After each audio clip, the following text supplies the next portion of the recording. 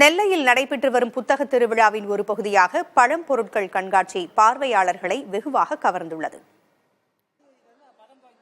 அரிவாள் மனை, மரப்பாத்திரம், இரும்பு பாண்டங்கள், மரப்பாச்சி பொம்மைகள், காஃபி பொடி தயாரிக்கும் இயந்திரம், ஓலைச்சுவடிகள் என ஒவ்வொன்றையும் பார்க்க பார்க்க ஆர்வம் அதிகரிக்கிறது. 30 ஆண்டுகளாக இந்த பொருட்களை தேடி தேடி சேகரித்திருக்கிறார் நெல்லையைச் சேர்ந்த லெனின். அந்த காலத்தில் வாழ்ந்த மனிதன் இயற்கையோட ஒன்றி வாழ்ந்திருக்கான்.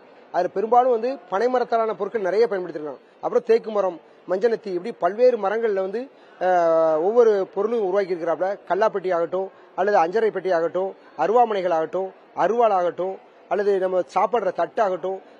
நம் முன்னோர்கள் பயன்படுத்திய பழங்கால அணிகலன்கள், ரூபாய் நோட்டுகள், நாணயங்கள், அரிக்கன் விளக்குகள், தானிய அளவீட்டு கருவிகள், மரக்கா வகைகள், எடை கற்கள், தராசு வகைகள், தண்ணீர் குடங்கள், பல்வேறு விதமான அரிவாள் மனைகள், போர்க்கருவிகள் என அனைத்தையும் மாணவ மாணவியர் ஆர்வமுடன் கண்டு சென்றனர்.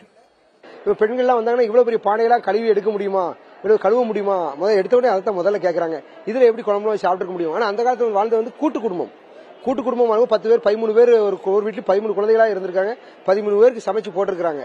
பழங்கால வானொலி, தொலைபேசி, தொலைக்காட்சி, ரேடியோ, இசைக்கருவிகள், ஒலிபெருக்கி மற்றும் குழந்தைகள் முதல் பெரியவர்கள் வரை விளையாடிய விளையாட்டுப் பொருட்கள் இடம்பெற்றுள்ளன.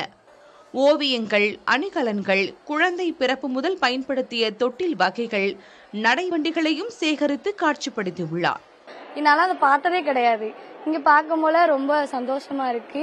நம்ம இதெல்லாம் இவ்வளோலாம் யூஸ் பண்ணியிருக்காங்களா, இவ்வளோ அழகழகான பொருட்கள்லாம் அப்படின்னு பார்க்கும்போது ரொம்ப மகிழ்ச்சியா இருக்கு. நல்லா இருக்கு. எல்லாமே அந்த காலத்துல உள்ள பொருட்கள் எல்லாமே இப்போ உள்ளது எல்லாமே ரொம்ப லைட்டா இருக்கு. அப்போ உள்ளது இதெல்லாம் ரொம்ப வெயிட்டா ரொம்ப அழகா இருக்கு. ஒவ்வொரு பொருட்களுக்கும் லெனின் கொடுக்கும் விளக்கத்தை கண்காட்சிக்கு வந்தவர்கள் ஆச்சரியம் பொங்க கேட்டு ரசிக்கின்றனர்.